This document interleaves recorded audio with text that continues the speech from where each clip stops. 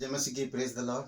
आइए डिवोशन के लिए प्रार्थना करते हैं। पिता परमेश्वर, प्रभु यीशु मसीह, हम धन्यवाद देते और एक शुभ अवसर आप हमें दिए, तेरे नाम को ऊंचा करते। तो करुणामय परमेश्वर, धन्यवाद देते। तो मनुष्य के हालात को देखा, पापी हालत में, अंधकार में, पाप में, अधर्म में, और आपसे अलग होकर इस संसार में भ्रमित, तब तो स्वर्ग छोड़कर इस धरती पर उतर आया। ये क्रिसमस का सीजन है प्रभु यीशु, आत्मा को जीतने के लिए, तेरे सुसमाचार लोगों तक पहुंचाने के लिए, और तेरे जन्म, तेरे कार्य, तेरे बलिदान और तेरे जी उठने समाचार हम लोगों को बता सके। आप सहायता करो और आत्माओं को जीत सके।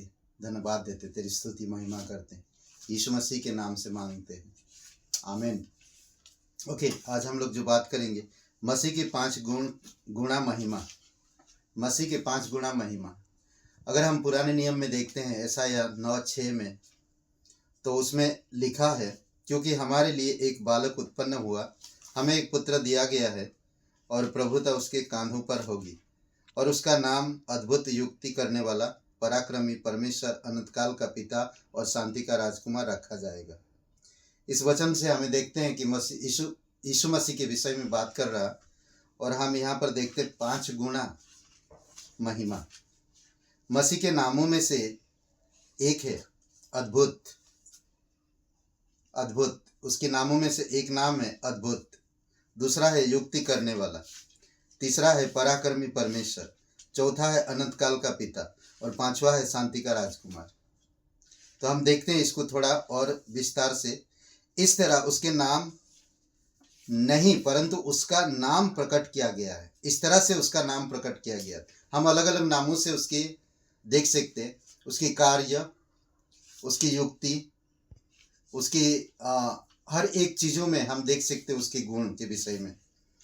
और मसीह अपने नाम के 5 भागों में से प्रत्येक का इस जीवन में ही उदाहरण बना है। अगर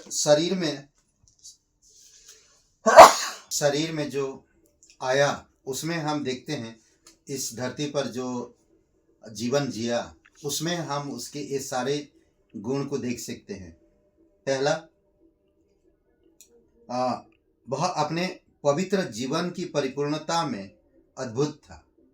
उसका जीवन पवित्र था और पवित्र जीवन जिया जब तक वो रहा। इससे हम अद्भुत कह सकते हैं। वो मनुष्य का शरीर, मनुष्य की स्वभाव, सब चीज़ें होने के बावजूद भी वो पवित्र जीवन जिया, एक अद्भुत है। मसीह अपने नाम के 5 भागों में पहला भाग है पवित्र जीवन की परिपूर्णता में अद्भुत था।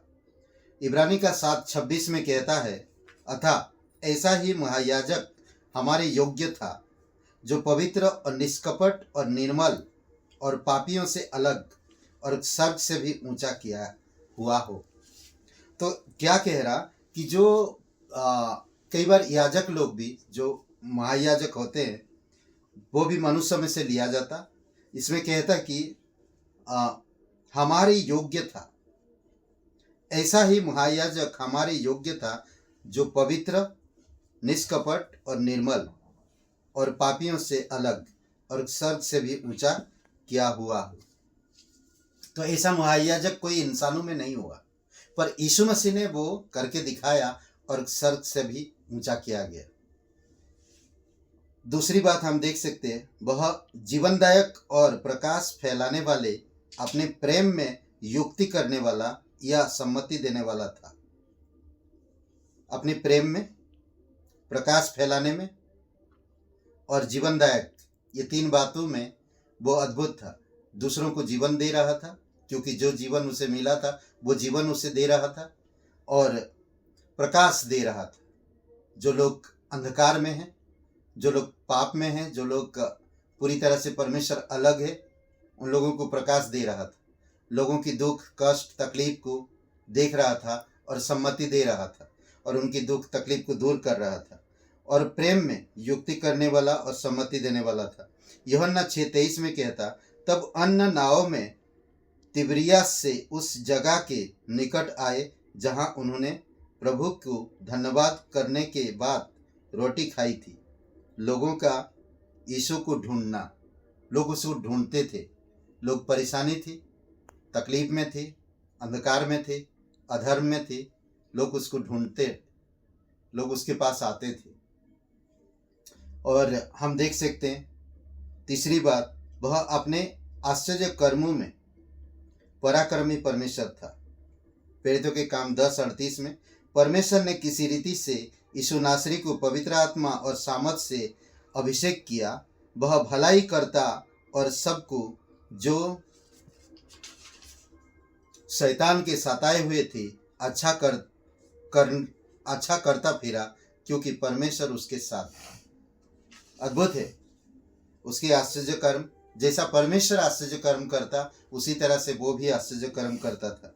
पराक्रमी परमेश्वर, अद्भुत है। तो ये हम देखते हैं कि जे लोग शैतान के सताए हुए थे उनको छुड़ाता था और परमेश्वर उसके साथ था। दूसरों हर प्रकार के लोगों से वो अच्छा करता था, भलाई दिखाता था और हमेशा अद्भुत काम किया। चौथी बात हम देख सकते, वह प्रकाशन करने में जो पिता का था, अनंत काल का पिता था। प्रकाशन करने में जो पिता का था, अनंत काल का पिता था। यूहन्ना 14:7 में, यदि तुमने मुझे जाना होता तो मेरे पिता को भी जानते और अब उसे जानते हो और उसे देखा भी। अद्भुत बात कहता है। इससे पता चलता है कि वो अनंत काल का पिता था, अनंत का पिता। आखिरी में हम देखते शांति का राजकुमार। उसने क्रूस के लहू के द्वारा उसने जो शांति स्थापित किया वह क्या है? उसमें वह शांति का राजकुमार था और जब वह अपना राज्य स्थापित करने आएगा तब भी वह शांति का राजकुमार ही होगा और तब तक के लिए नहीं, पर उसकी प्रभुता सर्वदा बढ़ती रहेगी और उसकी शांति का अंत ना होगा। यशायाह 9:7 में बताता है इस प्रकार, उसकी प्रभुता सर्वदा बढ़ती रहेगी और उसकी शांति का अंत ना होगा। इसलिए वह उनको दाऊद की राजगद्दी पर इस समय से लेकर सर्वदा के लिए न्याय और धर्म के द्वारा स्थिर किए और संभाले रहेगा। सेनाओं के यहोवा की धुन के द्वारा यह हो जाएगा। यानी कि जब उसका राज्य भी आएगा वो शांति का राज्य होगा। और हम देखते हैं यीशु मसीह की जो क्रूस पर मृत्यु, वो मनुष्य को परमेश्वर साथ शांति स्थापित किया है। क्रूस, आज जो कोई इंसान क्रूस के पास आता है वो शांति परमेश्वर के साथ प्राप्त करता है और वो परमेश्वर के राज्य में शामिल हो जाता है। तो प्रभु यीशु मसीह का बहाए हुए लहू जो नहीं बचा है वो हमें शांति और शांति के राजकुमार तक ले जाता है। मेल मिलाप कराया हमें और हमें लेपालक पुत्र बनाकर परमेश्वर की गोद में दे दिया। अद्भुत है। ये है 5 महिमा जो प्रभु यीशु मसीह की 5 गुना महिमा। तो आइए प्रार्थना करते हैं। पिता परमेश्वर, प्रभु यीशु मसीह हम धन्यवाद देते हैं। तू दयालु और करुणामय परमेश्वर, सारा आदर्श सारा महिमा हम तुझे देते हैं। तू पवित्र है, तू जीवित है, तू शांति का राजकुमार है, तू अद्भुत है, तू पराक्रमी परमेश्वर है। धन्यवाद देते आपका प्रेम, आपकी नम्रता, आपकी सहनशीलता, लोगों के प्रति आपका दर्द। धन्यवाद देते प्रभु यीशु। प्रत्येक भाई बहनों को अभिषेक करो, अगुवाई करो तेरी अनुग्रह में और तेरे राज्य में परिपक्व करो। यीशु मसीह के नाम से मांगते हैं, आमीन। हे ब्रदर एंड सिस्टर, सबको जय मसीह की। Praise the Lord. शुभ दिन आपका। बहुत बहुत धन्यवाद।